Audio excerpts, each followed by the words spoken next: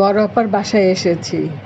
আমি মাছ খেতে পছন্দ করি, তাই বড় আপা এত এত মাছ এনেছে, আমাকে খাওয়াবে।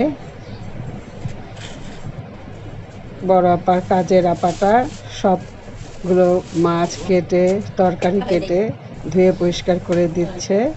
এদিকে বড় আপা তরকারিটা বসিয়ে দিয়েছে।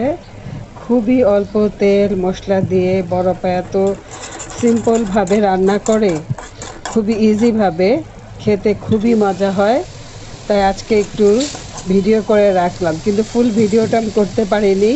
নেক্সট টাইম আমি শুরু থেকেই ভিডিওটা করে দেখাবো যে এত অল্প তেল দিয়ে কীভাবে এত মজার রান্না হয়। বড় আপা আমার জন্য আরও অনেক কিছু রান্না করেছে।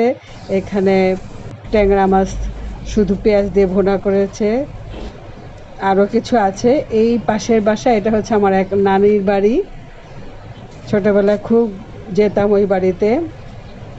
এদিকে ভাত বসিয়ে দিয়েছে, আরও রান্না করেছে পাবদা মাছ দিয়ে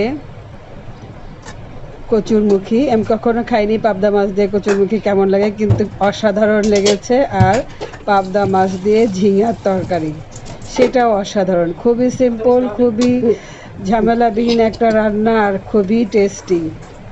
মনে হয় যে অনেক দিন পর এরকম একটা সাধারণ রান্না দিয়ে পেট ভরে ভাত খেয়েছি।